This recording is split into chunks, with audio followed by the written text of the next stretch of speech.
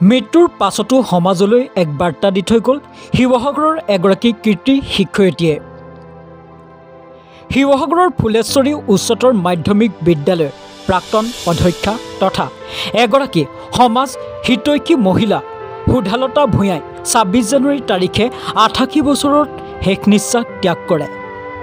জিলাখনৰ এগৰাকী কীৰ্তি শিক্ষয়িত্ৰী ভূঞাই জীৱিত অৱস্থাতে নিজৰ দেহদান দি সমাজলৈ এক বাৰ্তা দি থৈ গ'ল।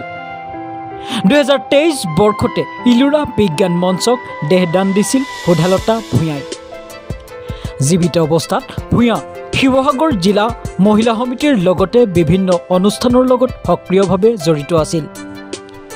ইতিমধ্যে ইলোৰা বিজ্ঞান মঞ্চই সমাজ হিতৈষী সুধালতা ভূঞাৰ দেহটো যোৰহাট চিকিৎসা মহাবিদ্যালয়লৈ প্ৰেৰণ কৰিছে। শিৱসাগৰৰ পৰা ফৰিদ আলীৰ ৰিপৰ্ট, নিউজ এড আছাম।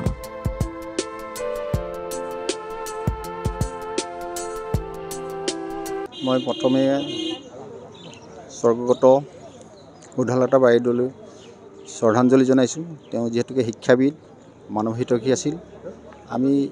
তেওঁ বৰ্তমান যিটো শৰীৰ দেহটো তেওঁ যোৱা বছৰে আমাৰ ইলোৰা বিজ্ঞান মঞ্চলৈ তেওঁ দান দি থৈ গৈছিলে। আজি সেই প্ৰক্ৰিয়া আমি আৰম্ভ কৰিছোঁ। আমি এতিয়া যোৰহাট মেডিকেল কলেজলৈ তেওঁ দেহটো দান দিবৰ কাৰণে আমি লৈ যাম। আৰু যিসকল তেওঁ শুভাকাংক্ষী ইয়াত তেওঁলোকে আমাক সহযোগ কৰিলে তেওঁলোক সকলোকে আমি ধন্যবাদ জনাইছোঁ। ধন্যবাদ।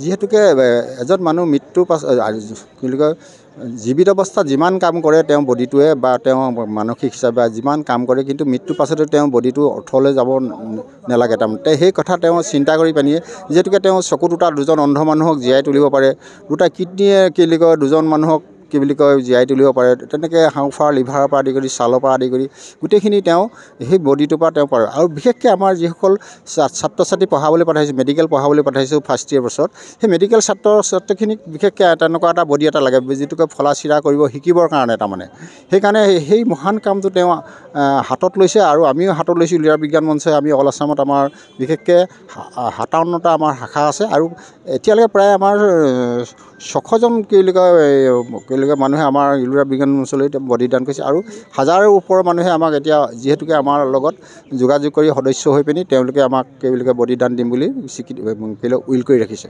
ধন্যবাদ। 93 ৰিটায়াৰ হৈছে।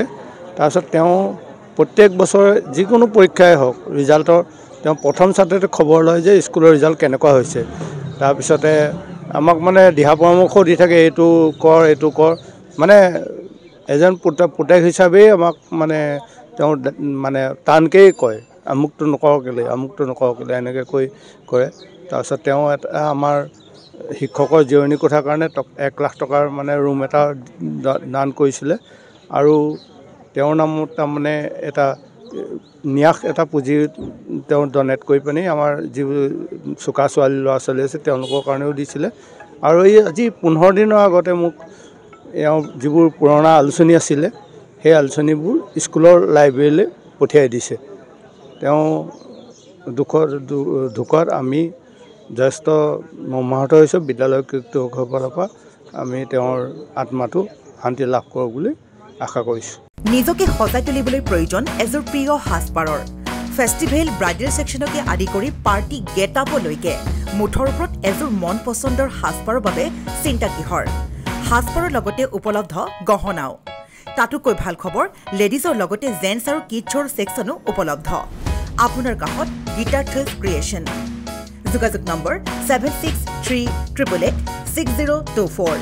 ঠিকনা near Japorigog LP school, Japorigog, Guwahati, house number 11।